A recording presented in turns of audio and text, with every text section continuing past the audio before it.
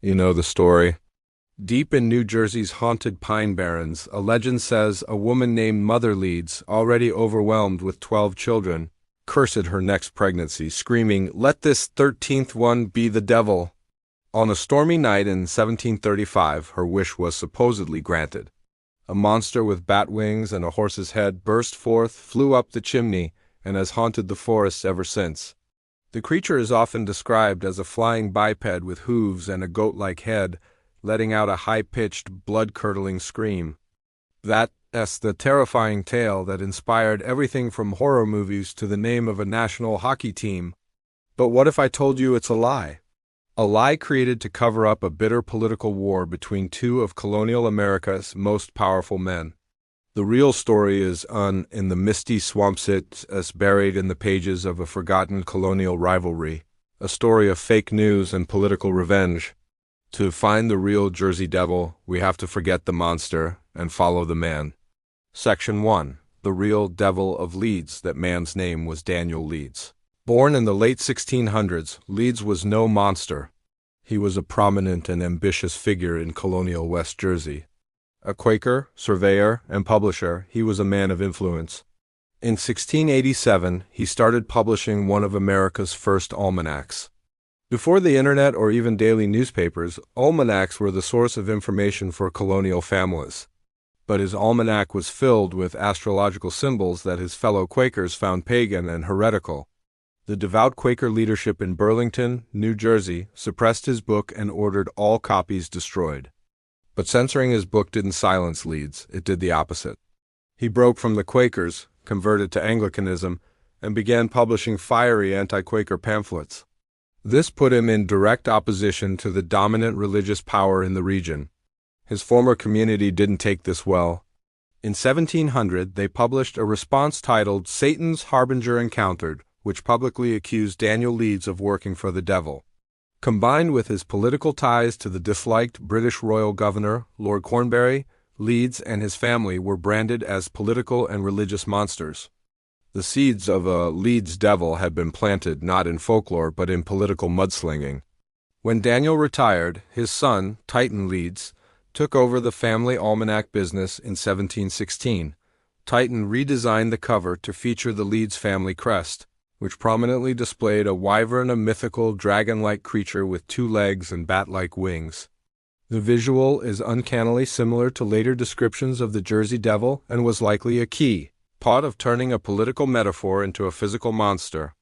Just as Titan was making a name for himself, a young, ambitious, and notoriously clever printer entered the scene in Philadelphia, Benjamin Franklin. Franklin launched his own Poor Richard's Almanac and immediately saw Titan Leeds as his main competition. To get rid of him, Franklin launched one of the most ruthless and, frankly, hilarious marketing campaigns in American history.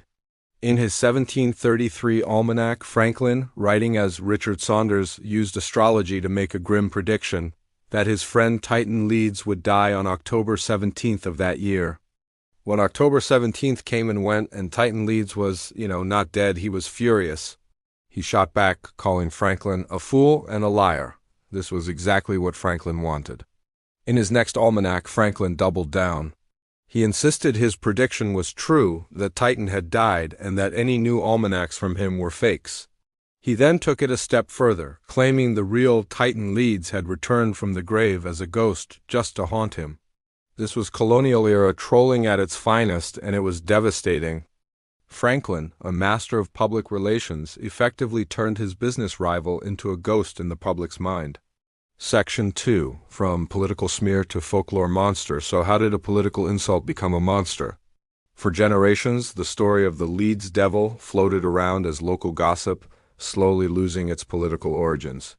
People forgot about Benjamin Franklin and Daniel Leeds, but the idea of the Leeds family being connected to something evil lingered.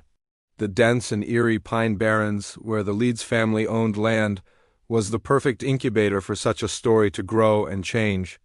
Over the next century and a half, the story picked up the supernatural details we recognize today.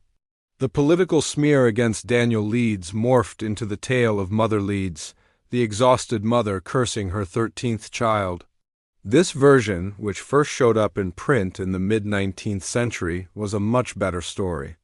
It detached the devil from a specific family and turned it into a free-floating monster born from a moment of desperation. It became a cautionary tale, an easy explanation for strange noises or dead livestock. People even reported occasional sightings, including an alleged encounter by Napoleon's brother, Joseph Bonaparte, while hunting. But the Jersey Devil didn't truly go viral until one chaotic week in January 1909. For 7 days, newspapers across New Jersey and Philadelphia were flooded with articles about encounters with the creature. It started with strange tracks in the snow, then came the sightings. In Bristol, Pennsylvania, a police officer claimed he shot at the creature with no effect. Panic swept the region. There were reports that the creature attacked a trolley car in Haddon Heights and a social club in Camden. Armed posses formed to hunt the beast, and schools and factories closed because people were too scared to leave home. The Philadelphia Zoo even offered a $10,000 reward for its capture. It was during this week of mass hysteria that newspaper illustrations standardized the modern image of the Jersey Devil, a kangaroo-like body with a horse's head and bat wings. And to top it all off, some believe a Philadelphia museum director perpetrated a hoax by attaching wings to a kangaroo and putting it on display, cementing the catchier name Jersey Devil in the public's mind. We're about to connect this colonial fake news campaign to the monster that haunts the woods today. But first, if you're enjoying uncovering the real story that history class left out, take a second to subscribe and hit the like button. This channel is all about digging up the hidden histories that change how we see the present. Section 3. The Power of a Story. The 1909 sightings were the final piece of the puzzle. What started as a political character assassination against Daniel Leeds in the 1690s had been twisted and repurposed for over 200 years. First, it was a weapon in a religious fight. Then, it was a marketing tool for Benjamin Franklin. It simmered for a century in the isolation of the Pine Barrens, turning into a folktale. Finally, it was blasted into the national consciousness by a wave of media-fueled panic. The Jersey Devil isn't one single story. It's a layered fabrication, with each generation adding its own fears to the mix. The classic myth of Mother Leeds is a great campfire story. It speaks to our primal fears of the unknown and curses fulfilled. But the true story, the one buried in old almanacs and political pamphlets, is arguably far more chilling. It's a story about how easily a person's reputation can be destroyed and how words, when weaponized, can create a monster far more permanent than anything with claws and wings. The Leeds Devil was born from a campaign of disinformation, a deliberate effort to paint a political enemy as something evil. That smear campaign was so effective that it outlived everyone involved, taking on a life of its own until it became pure myth, completely divorced from its origins. The people of New Jersey didn't just invent a monster, they inherited one, forgetting over time that the monster was originally a man. So, in the end, we have two very different devils. The first is a creature of folklore with leathery wings and a blood-curdling scream, haunting the dark woods of the Pine Barrens. The second is a phantom born from ink and ambition, a devil created by religious intolerance and the biting satire of one of America's founding fathers. Researchers like Dr. Brian Regal have pieced together the historical record, and it's clear the legend is rooted not in the supernatural but in a very human story of conflict and revenge. The Jersey Devil isn't just a legend about a monster. It's a centuries-old lesson in the power of a story.